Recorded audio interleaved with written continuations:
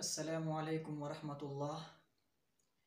दोस्तों, स्टैमरिंग की टेक्निक्स के बारे में हमने पिछले भी डिस्कस किए थे। आज ये हमारा आखिरी डिस्कशन है।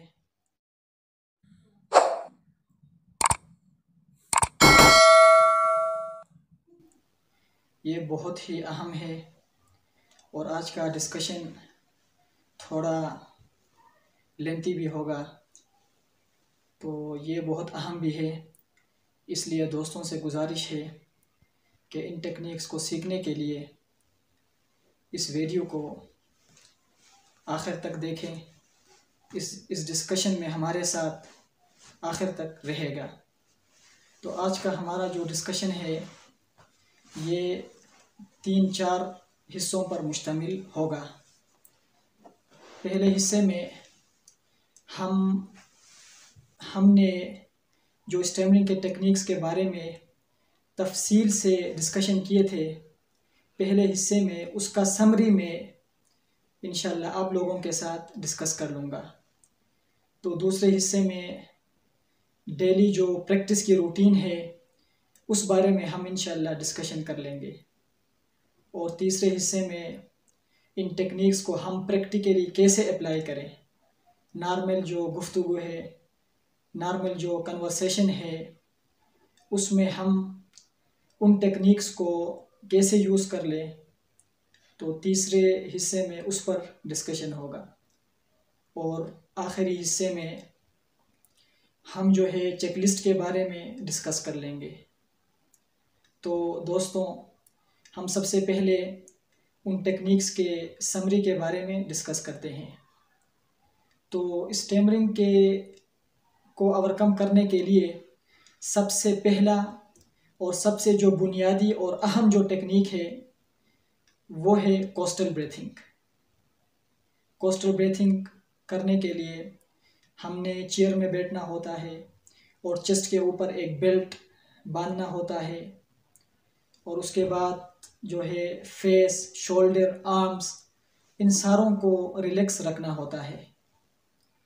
और फिर हमने इनहेल करना होता है और इनहेलेशन के फ़ौरन बाद एक्सहेल करना होता है। और एक्सहेलेशन के बाद 5 सेकंड का वक्फ़ा लेके दोबारा हमने इनहेल करना होता है। तो ये पाज लेना, इनहेलेशन करना, एक्सहेलेशन करना, ये एक सेट हो गया। हम कोस्टल ब्रीथिंग को सीखने के लिए पहले जो है कम से कम 50 सेट जो है उसकी प्रैक्टिस कर लें। तो हमारा जो कोस्टल ब्रीथिंग का टेक्निक जो होगा वो इंशाल्लाह हम अच्छे तरीक़े से सीख पाएंगे। और उसके बाद जो टेक्निक आता है वो एयर फ्लो टेक्निक या ब्रेथी एंड डीप टोन, यानी हमने अल्फाज को एक्सहेलेशन करते हुए अदा करना है। हमने सबसे पहले पाज लेना है, हमने रुकना है और उसके बाद इनहेल करना है और इनहेलेशन के फ़ौरन बाद एक्सहेलेशन करते हुए हमने अल्फाज को अदा करना है। और तीसरा जो टेक्निक है वो है हिट एंड होल्ड टेक्निक। हम स्टैमरर अक्सर ये करते हैं कि हम अल्फाज को एवॉइड करते हैं, एक लफ्ज़ की जगह दूसरी लफ्ज़ को हम इस्तेमाल करते हैं। तो हमें करना ये होगा कि जो भी लफ्ज़ हमारे जहन में आ जाए उस लफ्ज़ को हम अदा करें, उसको फ़ौरन हिट करें और उसी लफ्ज़ को हम अदा करें। तो ये हिट एंड होल्ड टेक्निक हो गया। तो अगली जो टेक्निक है वो फियर को दूर करने के लिए है। हमारे स्टैमरिंग में फियर का बुनियादी किरदार है। अगर हम फियर पर काबू पा लें, अगर हम फियर को कम करें तो हमारे स्टैमरिंग का मसला हल हो जाएगा इंशाल्लाह। तो फियर को दूर करने के लिए हमने 2 चीज़ों पर कंसंट्रेट रखना होगा। एक ये कि हम उन अल्फाज पर कंसंट्रेट कर लें जिनको हम अदा करना चाहते हैं। पहले हम लफ्ज़ को सोचें और उसके बाद हम जो है उसको अदा करें, यानी अल्फाज पर हम कंसंट्रेट करें, अल्फाज पर हम फोकस करें। और दूसरी चीज़ जिस पर हम फोकस कर सकते हैं वो ये है कि हम ब्रीथिंग के मैकेनिज़्म पर फोकस करें, यानी हम ये विजुअलाइज करें, हम ये अपने जहन में लाए कि हम यानी सांस जब ले रहे होते हैं तो हमारा जो लंग है वो एक्सपेंड होता है, हमारा रिब केज का वॉल्यूम बढ़ता है। तो इनहेलेशन में ये होता है और एक्सहेलेशन में ये होता है कि रिब्स जो है वो बैकवर्ड जाते हैं और लंग्स की वॉल्यूम जो है वो कम हो जाती है। और जो है लंग की वॉल्यूम जब कम हो जाती है तो लंग के अंदर जो कार्बन डाइऑक्साइड यानी जो सांस है वो जो है मुंह के ज़रिए बाहर निकलती है। तो हम जो है इन दो चीज़ों पर फोकस करें, पहले वर्ड्स पर, और या जो है हम यानी ब्रीथिंग की जो मैकेनिज़्म है उसको हम विजुअलाइज करें, उस पर हम फोकस करें और उस पर हम कंसंट्रेट कर लें। और अगली जो टेक्निक है वो ब्लॉक वर्ड्स के बारे में है। हर एक स्टैमरर के अपने ब्लॉक वर्ड्स होते हैं, यानी कुछ ख़ास अल्फाज होते हैं जिन पर वो स्टैमरिंग कर रहा होता है। तो जब भी हमें ये लगे कि हम इस लफ्ज़ पर यानी हमारी ज़ुबान अटकेगी, ये जो है हमारी ब्लॉक वर्ड है, यानी इस पर हमारी जो टंग है, हमारी जो ज़ुबान है ये ब्लॉक हो जाएगी। जब भी हमें ये रियलाइज़ हो जाए तब जो है हम पास ले लें, हम रुक जाएं और इनहेल करें और एक्सहेलेशन करते हुए हम उसी ब्लॉक वर्ड को दोबारा बोलने की कोशिश करें। अगर दोबारा बोलने पर भी हम उसे ना बोल सकें तो हम दोबारा जो है पास लें, रुक जाएं, दोबारा इनहेलेशन करें और दोबारा एक्सहेलेशन करते हुए उसी लफ्ज़ को हम बोलने की कोशिश करें। तो ये थी ब्लॉक वर्ड्स को अदा करने की टेक्निक। तो दोस्तों ये जो 4-5 टेक्निक्स है इनको यूज़ करके हमने स्पीकिंग की एक न्यू पैटर्न हमने सीखनी है, एक न्यू वे ऑफ स्पीकिंग हमने सीखनी है, क्योंकि हमने जो स्टैमरिंग की बुरी आदत है उसको छोड़ना है और हमने एक न्यू अच्छी आदत स्पीकिंग की सीखनी है। तो न्यू आदत ये है कि हम जब भी किसी से गुफ्तगू कर लें तो फ़ौरन हम अपनी कन्वर्सेशन स्टार्ट ना करें, हम पहले जो है पास लें, रुक जाएं थोड़ी देर के लिए, 3 सेकेंड, 2 सेकेंड, 5 सेकेंड। तो पास लेने के बाद हम इनहेल करें और इनहेलेशन के फ़ौरन बाद हम सांस को बाहर निकालते हुए अल्फाज को अदा करें। और ये जो है हमारे स्पीकिंग की न्यू पैटर्न है। हमने इसी पैटर्न को, इसी टेक्निक को फॉलो करना है।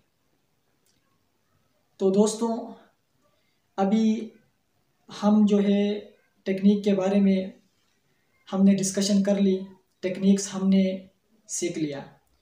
अभी जो है इन टेक्निक्स को हमने प्रैक्टिस करना है। प्रैक्टिस जो है किसी भी स्किल को सीखने के लिए बहुत ही अहम है। प्रैक्टिस के बगैर कोई भी स्किल हम नहीं सीख सकते।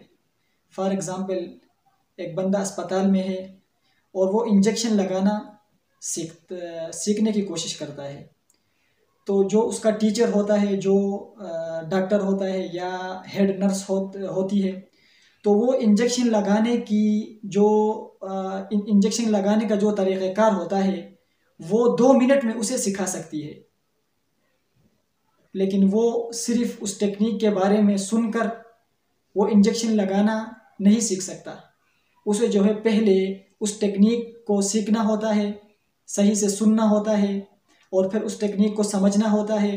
समझने के बाद उसने उन टेक्निक को प्रैक्टिकली पेशेंट पर अप्लाई करना होता है। जब तक वो प्रैक्टिकली पेशेंट पर उन टेक्निक्स को अप्लाई ना करे वो कभी भी इंजेक्शन लगाना नहीं सीख सकता। तो जैसा कि हमने भी स्टैमरिंग को ओवरकम करने के लिए टेक्निक्स हमने अल्हम्दुलिल्लाह सीख लिए, तो अभी जो है हमने इन टेक्निक्स को प्रैक्टिस करना होगा। जब तक हम प्रैक्टिस नहीं करेंगे तब तक हमारी जो स्टैमरिंग है ये ठीक नहीं हो जाएगा, हम स्टैमरिंग पर ओवरकम नहीं कर सकते। तो अभी हम डेली जो प्रैक्टिस की रूटीन है उसके बारे में बात कर लेंगे। तो दोस्तों, जितनी प्रैक्टिस ज़्यादा की जाए एक स्किल को उतना ही ज़्यादा सीखा जा सकता है। हम प्रैक्टिस जितनी ज़्यादा कर लेंगे हम स्टैमरिंग पर उतनी जल्दी ओवरकम कर लेंगे और हमारी स्टैमरिंग का मसला उतना जल्दी हल हो जाएगा। तो मिनिमम जो है हम आधा घंटा 30 मिनट जो है, यानी आधा घंटा या 30 मिनट डेली हम प्रैक्टिस कर ले। अगर हो सके तो 45 मिनट कर ले, 1 घंटा कर ले, 1.5 घंटा कर ले। जितनी ज़्यादा प्रैक्टिस का टाइम हम देंगे तो उतनी जल्दी हमारी स्टैमरिंग जो है हम इस पर ओवरकम कर लेंगे। तो 30 मिनट की रूटीन को हमने कुछ इस तरह डिवाइड करना है कि पहले जो है यानी हम 5 मिनट कोस्टल ब्रीथिंग करें। हमने चेयर में बैठकर और चेस्ट के ऊपर वो यानी बेल्ट जो है वो बांध कर और मिरर के सामने बैठकर जो है हमने ये सारे प्रैक्टिस करनी है। तो सबसे पहले जो है 5 मिनट तक हम कोस्टल ब्रीथिंग करें, यानी हम इन्हेलेशन करें, सांस को अंदर ले जाएं और सांस को फ़ौरन बाहर निकालें और फिर 5 सेकंड का हम वक्फा ले लें। ये जो है यानी ये कोस्टल ब्रीथिंग हम 5 मिनट तक कर लें। उसके बाद हम किसी एक टॉपिक के बारे में सोचें और उस टॉपिक के बारे में मिरर के सामने यानी मिरर में देखकर 15 मिनट तक हम उस टॉपिक के बारे में डिस्कशन कर लें इन टेक्निक्स को यूज़ करके। यानी सबसे पहले हम इन्हेलेशन करें और एक्सहेलेशन करते हुए हम अल्फाज को अदा करें और फिर 5 सेकंड का वक्फा ले लें और फिर हम इनहेल करें और फिर एक्सहेलेशन करते हुए उन अल्फाज को अदा करें। तो ऐसा करके हम 15 मिनट उसी टॉपिक पर बात कर लें और उसके बाद जो है 10 मिनट हम किसी बुक को ले लें या कोई लिटरेचर ले लें या कोई न्यूज़पेपर ले लें। उसको देखकर हम इन टेक्निक्स को यूज़ करते हुए जो न्यू वे ऑफ स्पीकिंग है, जो न्यू पैटर्न ऑफ स्पीकिंग है, उसी के मुताबिक इन टेक्निक्स को यूज़ करते हुए हम 10 मिनट तक अखबार को पढ़ लें या कोई बुक हम पढ़ लें। तो ये हो गया डेली प्रैक्टिस की रूटीन। तो दोस्तों, अगली जो हमारे डिस्कशन का हिस्सा है कि हम टेक्निक्स हमने सीख भी लिया, हम उसकी प्रैक्टिस भी कर रहे हैं। तो जब तक हम उन टेक्निक्स को पब्लिक में आके पब्लिक कन्वर्सेशन में आम जो हमारी गुफ्तगू है उसमें हम अगर इन टेक्निक्स को यूज़ ना कर लें तब तक हमारी स्टैमरिंग जो है वो ठीक नहीं हो सकती। तो प्रैक्टिकली एप्लीकेशन हम इन टेक्निक्स का ऐसा कर लेंगे कि उसी यानी जो न्यू वे ऑफ स्पीकिंग है उसी को हम अपने जहन में रख लें कि हमने इसी यानी टेक्निक यानी इसी पैटर्न के मुताबिक हमने अपनी यानी स्पीच अपनी कन्वर्सेशन करनी है। हमने सबसे पहले पास लेना है और उसके बाद इन्हेलेशन करना है और उसके बाद एक्सहेलेशन करते हुए हमने अल्फाज को बोलना है। तो दोस्तों, स्टार्ट में ये याद रख ले कि हम एक ही एक्सहेलेशन में एक लफ्ज़ को बोलने की कोशिश करें। अगर एक लफ्ज़ पर हम यानी एक लफ्ज़ पर हम बोलने को अच्छी तरह से सीख पाए तो फिर हम उन अल्फाज को ज़्यादा कर लें, फिर 2 वर्ड्स कर लें, फिर 3 वर्ड्स कर लें, 4 अप टू 5 वर्ड्स। लेकिन ये बात याद रख ले कि हमने स्टार्ट एक ही वर्ड से करना है, यानी हम एक एक्सहेलेशन में एक ही वर्ड को अदा करें, उसके बाद 2, 3, 4 अप टू 5। तो प्रैक्टिकली एप्लीकेशन में स्टार्ट में ये बात याद रख ले कि एक ही लफ्ज़ से स्टार्ट करें। और दूसरी बात ये है कि एक्सहेलेशन के बाद जो 5 सेकंड का वक्फ़ा होता है, जो पाज होता है, अगर हम 5 सेकंड का वक्फ़ा नहीं ले सकते तो मिनिमम जो है हम 2 सेकंड का वक्फ़ा ले लें, यानी हम इन्हेलेशन कर लें और फिर एक्सहेलेशन करते हुए 1 या 2, 3 लफ्ज़ हम बोलें और उसके बाद जो है हम 2 सेकंड का वक्फ़ा ले लें, फिर दोबारा इन्हेलेशन, फिर एक्सहेलेशन करते हुए हम उन अल्फाज को अदा करें। तो हम इस तरह जो है इन टेक्निक्स की प्रैक्टिकली यानी जो नॉर्मल कन्वर्सेशन है, जो पब्लिक कन्वर्सेशन है, उसमें हम इन टेक्निक्स को इस तरह हम यूज़ कर लें। तो दोस्तों, हमारा जो डिस्कशन का आखिरी हिस्सा है वो चेकलिस्ट के बारे में है, और ये बहुत ही अहम है।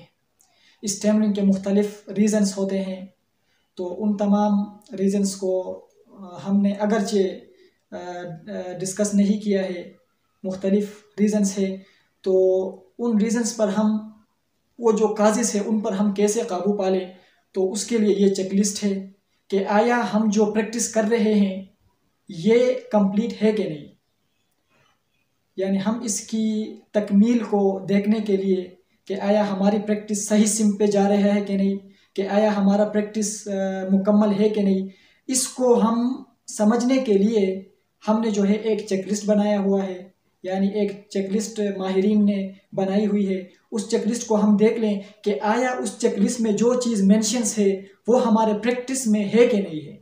अगर वो सारी चीज़ें हमारे प्रैक्टिस में है तो हमारी जो प्रैक्टिस है वो सही है। अगर उनमें से कोई एक भी चीज़ अगर हमारे प्रैक्टिस में नहीं है तो उसको जो है हम अपने प्रैक्टिस में शामिल करने की कोशिश कर लें। तो दोस्तों, चेकलिस्ट जो है ये 3 हिस्सों पर मुश्तमिल है। कुछ चीज़ें जो है हमने पाज के दौरान देखने हैं, यानी हम जब पाज लेते हैं, रुकते हैं, तो उसके दौरान हम कुछ चीज़ों को देख लें कि उसके दौरान ये चीज़ें शामिल है कि नहीं। कुछ चीज़ें जो है इन्हेलेशन के दौरान हमने देखने हैं, और कुछ जो चीज़ें हैं हम एक्सहेलेशन के दौरान हमने देखने होते हैं। तो पास के दौरान हम ये सोच लें कि हमारे पास बहुत टाइम है। स्टैमरर अक्सर जो है इसलिए स्टैमर करते हैं क्योंकि वो जल्दी करते हैं, उनको रश होती है, तो इस जल्दी में उनकी स्टैमरिंग मज़ीद बढ़ती है। तो हमने जो है पास लेना है, और हमने जो है टाइम के बारे में नहीं सोचना है। हमने ये नहीं सोचना है कि अगर मैं टाइम ले लिया तो सुनने वाला मुझे सुनेगा कि नहीं, वो मेरे बारे में क्या सोचेगा। तो दोस्तों, हमने अपनी स्टैमरिंग के मसले को ख़ुद हल करना है। दूसरों के बारे में अगर हम सोचें कि वो क्या कहेंगे तो हमारा ये स्टैमरिंग का मसला ठीक नहीं हो जाएगा। तो पास के दौरान पहली चीज़ जो है हम ये सोचें कि हमारे पास बहुत टाइम है, टाइम प्रेशर जो है उसको हम रेजिस्ट कर लें। दूसरी चीज़ पास के दौरान ये है कि हम ये अपने आप को क्लैरिफाई कर लें कि हम एक स्टैमरर हैं और हम रिकवर करने की कोशिश कर रहे हैं। जब तक हम अपने आप को स्टैमरर नहीं मानेंगे तब तक जो है दोस्तों हम यानी अपनी स्टैमरिंग को छुपाने के लिए हम अल्फाज को अवॉइड कर लेंगे, हम तेज़ बोलने की कोशिश कर लेंगे और हमारा स्टैमरिंग का मसला हल नहीं होगा। तो हमने ये क्लैरिफाई करना है कि हम एक स्टैमरर है और हम जो है यानी प्रैक्टिस के ज़रिए हम रिकवर करने की कोशिश कर रहे हैं। तो तीसरी चीज़ जो हमने पास के दौरान देखने हैं वो ये है कि हम यानी जो बाकी मानदा यानी सांस है उसको हम बाहर निकालें ताकि दोबारा इन्हेलेशन में हमें आसानी हो। तो दोस्तों, पास के दौरान हमारे चेकलिस्ट में चौथी चीज़ ये है कि हम उस अल्फाज को अपने जहन में लाएं जिनको हम बोलने की कोशिश करते हैं। यानी पहले हम अल्फाज के बारे में सोचें और फिर जो है हम उन अल्फाज को अदा करें। और पास के दौरान चेकलिस्ट में हमारे पास आखिरी जो चेकलिस्ट है वो ये है कि हम जिसके साथ बात कर रहे होते हैं उसके साथ हम आई कांटेक्ट रख लें, और ये कन्वर्सेशन की अहम यानी हैबिट भी है कि हम जिसके साथ बात कर लें उसके साथ हम आई कांटेक्ट रख लें। तो दोस्तों, ये जो 5 चीज़ें थी ये हमने पास के दौरान हमने चेक करना है कि आया हम यानी जल्दी तो नहीं करते आया, और दूसरी बात ये है कि हम ये क्लैरिफाई कर लें कि हम एक स्टैमरर है, और तीसरी बात ये कि रेजिडुअल जो एयर होती है यानी जो हवा हमारे लंग्स में बचा हुआ है उसको हम बाहर निकालें उस सांस को। और चौथी बात हम ये चेक कर लें कि जो लफ्ज़ हम यानी बोलना चाहते हैं उसके बारे में पहले हम सोचें, और आखिरी बात ये कि हम आई कांटेक्ट रख लें। ये पास के दौरान हमारे पास चेकलिस्ट थी। अभी हम इन्हेलेशन के दौरान 3 बातों का ख्याल रख लें। पहली बात ये कि हम इन्हेलेशन फास्ट ले लें, एक्सहेलेशन के मुकाबले में हम सांस को जल्दी के साथ अंदर ले जाएं। और दूसरी बात ये कि हम फुल इन्हेलेशन कर लें, यानी हम शैलो ब्रीथिंग ना करें, यानी ऐसा ना करें, बल्कि हम फुल इनहेल करें। और तीसरी बात यह है कि हम यानी जब इनहेल करें तो आराम के साथ इनहेलेशन कर ले, क्वाइटली, यानी हम शोर ना करें। हम माउथ को यानी इतना ओपन रख लें कि उससे शोर ना आ जाए। माउथ को थोड़ा ओपन करके हमने माउथ से इनहेलेशन करना है। तो ये 3 चीज़ें हमने इनहेलेशन के दौरान देखनी है। और एक्सहेलेशन के दौरान जो है हम कुछ बातों का ख्याल रख लें।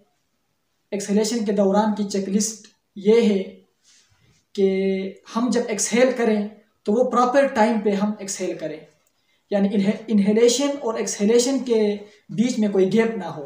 हम जो ही इनहेल करें उसके फ़ौरन बाद जो है हम एक्सहेल करें, और एक्सहेल करते हुए हम वर्ड्स को अदा करें। और दूसरी बात यह है कि हम जिन अल्फाज को अदा कर लें उनको हम वसूख के साथ उनको हम एजर्टिवली उनको अदा कर लें। और तीसरी बात यह है कि हम एयर फ्लो टेक्निक को यूज़ करते हुए बोले, यानी हम एक्सहेलेशन करते हुए उन अल्फाज को अदा करें।